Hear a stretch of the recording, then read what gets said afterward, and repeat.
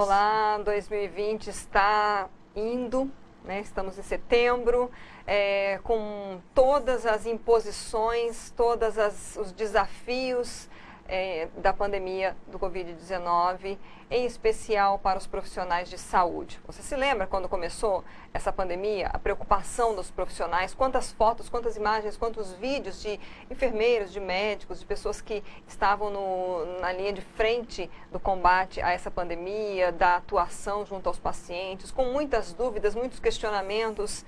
Como é que está em Mato Grosso a categoria médica, por exemplo? É sobre esse assunto que nós vamos conversar hoje com a presidente do Conselho Regional de Medicina de Mato Grosso, Ildenete Monteiro Fortes. Doutora, muito obrigada por ter aceito o nosso convite de estar aqui. E eu queria que a senhora iniciasse trazendo um panorama de como foi aquele princípio, né, que havia problemas de equipamentos de proteção individual para os profissionais de saúde. A gente via até iniciativas particulares de vaquinhas para fornecer para hospitais públicos os equipamentos. Como é que vocês enfrentaram lá no início, né, essa pandemia aqui em Mato Grosso? Essa pandemia ela foi um desafio, né, muito grande para nós do Conselho Regional de Medicina, porque de repente foi uma coisa que apareceu, né, uma surpresa, e a preocupação inicialmente foi a questão dos EPIs, né? Nós criamos dentro do Conselho uma ouvidoria para que todas as pessoas que tivessem problemas em relação a qualquer assunto relacionado com Covid poderiam ser denunciados ao Conselho e nós tomaríamos as providências, né?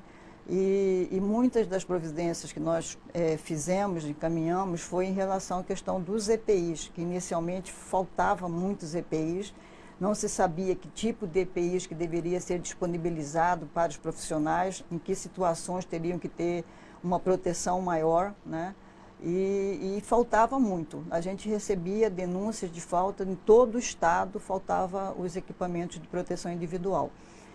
Inicialmente, nós comunicamos isso ao secretário estadual de saúde, ao secretário, no caso Cuiabá, secretário municipal de saúde de Cuiabá, e algumas providências foram tomadas. Uma das iniciativas também do Conselho foi fazer uma parceria com a agronomia da Universidade Federal de Mato Grosso, e nós distribuímos, né, aqueles protetores faciais. Nós conseguimos fabricar, né, em torno foram 1000, né, e aí a gente distribuiu para os hospitais, tanto públicos quanto privados, né? Então, isso foi uma das primeiras medidas que nós tomamos, né, em relação à questão dos EPIs. Hoje, nós não recebemos mais nenhuma notificação em relação à falta de EPIs, né? Muito pelo contrário, a questão atualmente é mais questão de falta de profissionais capacitados, habilitados para atenderem e trabalharem com os pacientes, principalmente aqueles que estão internados em UTIs, né? Então, essa é uma das queixas que a gente tem recebido. Fizemos notificações quando a gente ficou preocupado com a questão da falta de leitos. Nós fizemos uma solicitação também ao secretário estadual de saúde e municipal na questão da suspensão, né, das cirurgias eletivas, né, com exceção daquelas que realmente fossem urgência e emergência. E isso nós fomos atendidos, e atualmente nós soltamos uma nota também, porque tem muitas cirurgias eletivas que estão reprimidas, né, e isso vai causar um problema lá na frente, né, principalmente dos pacientes SUS. Então a gente já solicitou que essas cirurgias elas pudessem ser recomeçadas gradualmente. Pedimos que os hospitais criem um comitê, né, com um infectologista, anestesista, o cirurgião e a administração do hospital para se discutir, né, a realização daquela cirurgia. Porque uma outra preocupação foi a falta de medicamentos, que nós também passamos por uma situação grave de falta de medicamentos. Então, tudo isso a gente participamos também na elaboração do protocolo que a Secretaria Estadual de Saúde emitiu, mas foi um protocolo de recomendações. Nós não indicamos que tipo de tratamento precoce, quais os medicamentos que deveriam ser usados. nós apenas recomendamos, citamos todos os medicamentos, né, tanto na fase inicial quanto na fase mais grave da doença.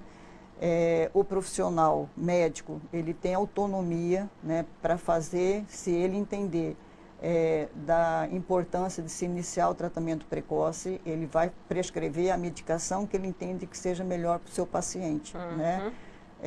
E o paciente também, ele tem que dar o termo, ele tem que assinar um termo de consentimento livre e esclarecido, né? A gente viu muito esse debate, né, nas mídias, nas redes sociais, de profissionais, né, médicos que alguns contra totalmente o uso do que é sendo chamado de kit Covid, muitos não gostam desse termo, né, doutora? Ou alguns já recomendando, olha, se surgir os primeiros sintomas, tem que tomar para minimizar os sintomas. Então, na verdade, assim, o médico que recomendar, né, que prescrever ou que não prescrever, ele tem essa liberdade, ele não pode ser, por exemplo, processado eticamente por isso. Não, ele não vai ser processado quem prescreveu o medicamento. Por exemplo, a hidroxicloroquina e a cloroquina, que pode, porque o Conselho Federal, ele recomenda que o médico pode prescrever a hidroxicloroquina ou a cloroquina desde que se faça um eletro, né, cardiograma nesse paciente, porque ela, com associação com a azitromicina, ela pode dar problemas de arritmia, né? E esse paciente que estiver tomando, ele tem que ser acompanhado com esse eletro. Então, a maioria dos profissionais, eles preferiram, né, o uso da ivermectina, né? Mas, e também, para que se use tanto a ivermectina quanto a hidroxicloroquina, o paciente, ele tem que estar de acordo com essa prescrição do médico, porque o médico, ele tem que informar o paciente quais são os benefícios e os malefícios da medicação. E aí o paciente vai achar que ele deve usar ou não, né? Então, assim, essa questão do tratamento precoce é porque não existe uma evidência científica, né, que isso aí realmente é usado, né? Mas existe a questão da experiência, né?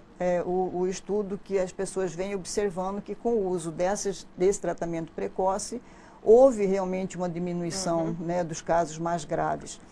Tanto é que no início, o que o Ministério da Saúde recomendava? Fique em casa, né? Se você tem sintomas, febre, né, dor de cabeça, dor de garganta, fique em casa. Não era para procurar o pronto atendimento, né? A unidade básica de saúde. Aí, de repente, eles mudaram, né? Quer dizer, se você tem o início dos sintomas, procure o posto de saúde para você ser medicado, né? Tanto é que foi criado o centro, né, aqui de triagem, que as pessoas estão tratando precocemente quem tem os sintomas iniciais, né? E essa questão do paciente assinar um termo, né, de consentimento, enfim, é só para os casos em que o médico está prescrevendo esses medicamentos? Porque esse kit Covid, ele não pode ser... não pode ter uma distribuição, você passar lá e ou um enfermeiro, ou farmácia e receber. Isso não pode. Para você receber o kit, né, você tem que ser examinado pelo médico. Ele é que vai prescrever o kit. Eu recebi a visita de um secretário adjunto daqui do município, ele levou o kit Covid do município de Cuiabá. Ivermectina, né, azitromicina, para o tratamento de 5 dias, dipirona ou paracetamol, né? Então, esse é o kit Covid que está sendo distribuído pelo município de Cuiabá. Eles estão usando a ivermectina. E o que é interessante nesse kit é que ele tem, você sabe qual paciente que recebeu, ele tem um código de barra que você consegue acompanhar e saber se esse paciente, quem é o paciente que recebeu aquele kit, entendeu? Para não ser qualquer pessoa pegar esse kit e dar para qualquer um, entendeu? Então, você tem como rastrear aquele kit, entendeu? Achei muito interessante eles terem feito dessa maneira. Né? Até perceber se realmente foi eficiente esse tratamento, se esse paciente lá na frente precisou ir para a UTI, enfim. E o ideal, né, é que eu tive suspeita, né, de estar contaminada, né? Eu fiz o exame, deu negativo, mas durante o período que eu fiquei em observação, os 14 dias, eu era monitorada a cada 48 horas. Ligava, uma enfermeira me ligava para saber como que eu estava. Então, isso é o correto, seria o ideal que todos fizessem, né? Para saber como que a pessoa está evoluindo. Preventivamente, né? Numa situação dessa, por exemplo, a pessoa teve suspeita ou teve um contato, o primeiro exame deu negativo, você fica na dúvida se é um falso negativo ou não. Seria recomendado tomar a ivermectina? Porque tem gente que está tomando assim como prevenção. Não, inclusive teve município, né, que estava distribuindo a ivermectina como preventivo. Sim. Quer dizer, nós entendemos que não existe essa história de prevenção com a ivermectina. Porque você vai prevenir durante quanto tempo, tá? Vai ser quantos meses que você vai estar usando a ivermectina. Aí eu pergunto para você, essa ivermectina, ela vai ser usada semanalmente, a cada 15 dias, mensalmente? Qual que vai ser essa dosagem? Você está entendendo? Então, são perguntas que, para fazer a prevenção com a ivermectina, eu sou totalmente contra, entendeu? Agora, no caso do tratamento precoce, eu acho que fica o médico com autonomia de decidir se trata ou não. A senhora falou, voltando à questão de estrutura no Estado, né, que já melhorou essa situação de equipamentos, né, de proteção, CPIs, mas agora há relatos de falta de profissionais. Por que está acontecendo essa situação? Estão sendo afastados? Tem muitos profissionais que... Nós estamos com mais de 300 médicos que tiveram a doença e nós estamos com 16 óbitos de médico aqui no Estado. Né? O que na realidade está acontecendo, porque foram abertas várias UTIs, né? E a gente não tem um número suficiente de intensivista para todas as unidades, que precisa que o responsável técnico dessa unidade de UTI, ele tem que ser intensivista obrigatoriamente, tá? E ele pode assumir só 2 responsabilidades, 2 UTIs. E o que tem acontecido e que a gente tem colocado isso, às vezes a gente tem recebido denúncias de profissionais que são os recém-formados, eles não têm ainda, eles não foram ainda capacitados, não têm uma habilidade para tratar de um paciente de Covid dentro de uma UTI. Você está entendendo? Quer dizer, eles antes dele irem trabalhar dentro dessa UTI, eles devem receber um treinamento, tá? Para que eles realmente possam dar um bom atendimento àquele paciente. Ou então eles têm que trabalhar sempre com um profissional que tem experiência de UTI, entendeu? Então, independente se esse profissional é intensivista, ele pode ser um anestesista, ele pode ser um clínico que tenha experiência em trabalhar com pacientes de UTI, né? Então, assim, uma das preocupações nossa essa questão, né, dos profissionais que são recém-formados, né? Tanto é que essa história de fazer o revalida, né, de que deveria esses médicos serem, mesmo sem ter revalidado o diploma, eles deveriam estar trabalhando. Quer dizer, isso seria, no meu ponto de vista, isso seria um caos, né? Porque eles não têm, eles não revalidaram o diploma, eles não comprovaram, né, a sua competência, a sua habilidade como médico, né? E de repente esses profissionais irem trabalhar numa UTI, isso é temeroso, né? Então, por isso que nós somos contra, né, essa questão do médico formado no exterior não fazer a revalidação, tá? Porque em qualquer país que você for, para você trabalhar, você tem que fazer uma revalidação do seu diploma.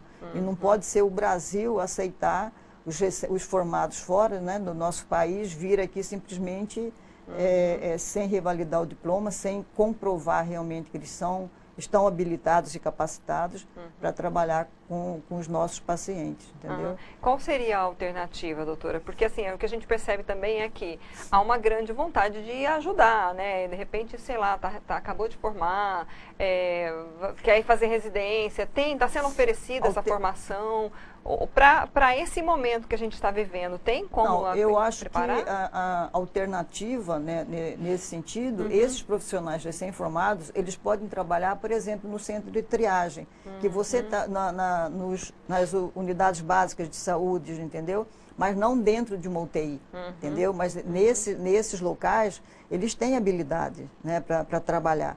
Agora, dentro da UTI é mais complicado. Então, haver um remanejamento de profissionais. Exatamente, teria que ter esse remanejamento. Né? Quanto à disponibilidade de UTIs, né? A gente viu que, pela necessidade, surgiram novas vagas, foram criadas, né? A gente estava até conversando um pouquinho antes aqui no estúdio. A senhora vê também como um fator positivo a criação dessas vagas, né? A expectativa é que fiquem disponíveis, né? Como é que estava em relação ao déficit de UTIs no estado, que já havia esse déficit mesmo? Não, né? antes da pandemia não era déficit tanto de leitos de UTI como de leitos clínicos também, né? Hospitalares, né? Quer dizer, você via que quantas cirurgias eletivas eram adiadas às vezes por falta de leitos, né? Então eu acho que a questão que eu vejo de positivo que a Covid trouxe, né? Eu acho que a questão do atendimento mais humanizado, né, de uma equipe multiprofissional coesa, né, quer dizer, onde você vê tantos os profissionais médicos, enfermeiras, fisioterapeutas estão trabalhando em benefício do paciente. Eu acho que isso é muito importante, né? E o que eu acho que deveria ser de positivo, né, que os gestores deveriam ver isso com bons olhos, foi a abertura dos leitos, né? Tanto de UTI quanto de leitos clínicos, entendeu? Quer dizer, hoje você vê, Cáceres está com 20 leitos, né? Você tem leitos em Sinop, em Sorriso, em Alta Floresta, aqui em Cuiabá mesmo, quantos leitos foram abertos, né? Em relação de leitos de UTI foram abertos e leitos clínicos também. Nós chegamos num momento, antes da pandemia, né? Quantos pacientes precisavam de leitos de UTI, né? Tinha liminares, né? Em cima de liminares, e não tinha leito. O paciente acabava falecendo sem ir para o leito de UTI. Né? Então, eu acho que os gestores têm que ver com bons olhos nessa criação desses leitos, e passando a pandemia, esses leitos não podem ser fechados. Eles têm que permanecer para a nossa população ter um bom atendimento. O CRM pretende fazer algum tipo de encaminhamento para o governo, solicitando então essa permanência desses leitos? A gente nós temos feito esse tipo de manifestação, né? A gente tem colocado isso, né? Falado isso com frequência, né? E eu acredito sim que a gente possa fazer um documento encaminhando tanto ao governador quanto ao secretário estadual e municipal de saúde, porque o município também criou leitos, né? De UTI, e eu acho que dá para a gente fazer isso sim. Doutora, uma outra questão também que eu lembrei agora é que durante a pandemia foi liberada aquela consulta online, né? Até para um período inicial de telemedicina, né? É uma situação excepcional na medicina, né? Pelo que a gente entende, leigamente falando. Mas, assim, a senhora acredita que isso pode permanecer também? Com certeza. Isso veio e não vai... A telemedicina, porque a gente já tem telemedicina em relação, por exemplo, a exames de imagens, né? Quer dizer, já existe em telepatologia, então são várias áreas que já têm a telemedicina. E essa questão da consulta por telemedicina, isso já tinha sido feito uma resolução do Conselho Federal, mas não deu certo, né? Teve que revogar, né? E agora, passando a pandemia, o presidente autorizou que o Conselho Federal de Medicina assuma de novo essa questão da telemedicina. Então, eu acho que realmente essa telemedicina ela vai permanecer. Qual é a expectativa, né, da classe médica a partir dessa experiência desse ano tão difícil, né, para todas as áreas, mas especialmente para a área, né, de vocês, para 2021? O que a senhora acredita que vai ser? O que pode mudar ainda? Bom, primeiro a gente está acreditando na questão da vacina, né? Não sei como que vai ser essa situação, porque existem tantas interrogações em relação ao uso ou não da vacina, né? Uma vez que a gente existe alguns subtipos desse vírus, então a gente fica em dúvida como né? A questão da vacina. Agora, a expectativa nossa é que haja maior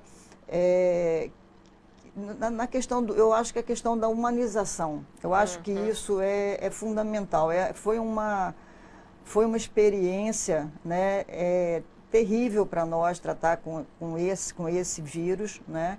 Quer dizer, quantas pessoas faleceram, né? Você vê que aqui em Mato Grosso já tem quase 3.000 pessoas que foram a óbito, né?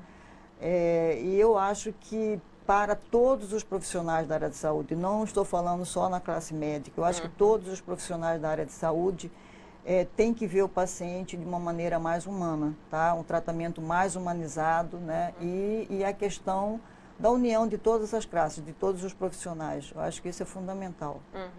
Para a gente encerrar, doutora, ainda há pessoas que não acreditam da necessidade de um distanciamento, do isolamento social, do uso de máscaras, do uso do álcool gel. O que a senhora diria aí para quem está nesse negativismo? E porque assim, a gente, se você sai, eu fui ver meus pais depois de alguns meses em Várzea Grande, e nesse fim de semana, nesse feriado, e eu fiquei assustada de ver bares lotados com gente reunida, né, como diz o Cuiabano, ajojado, sem máscara, essa prevenção.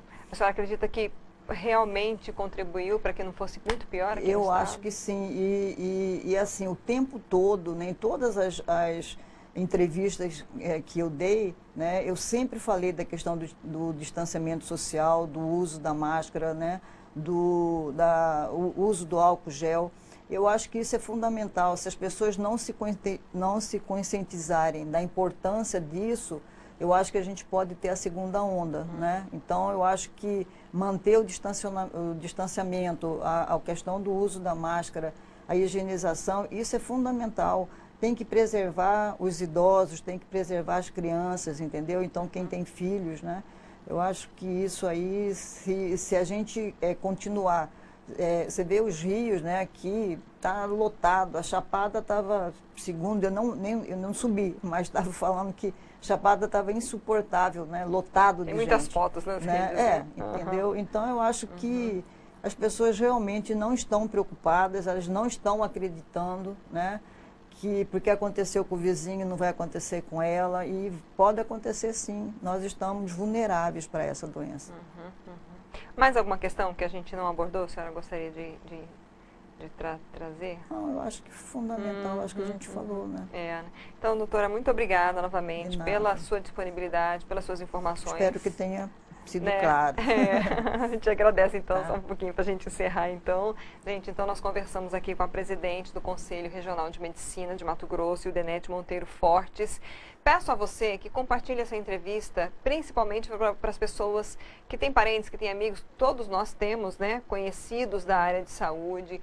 Ela trouxe aqui um panorama de como é que está, como é que foi no começo, as expectativas. Vamos continuar nos cuidando, né? Vamos usar a máscara. Aqui nós chegamos no estúdio de máscara, até a gente se sentar e estar numa distância segura para poder retirar, álcool gel. Vamos continuar e para que, como a doutora falou, não venha, a gente não tem que enfrentar uma segunda onda. Então agradeço muito, essa entrevista está disponível no nosso canal do YouTube, no site RD News, tem chamadas nas redes sociais. Curta e compartilhe. Até a próxima.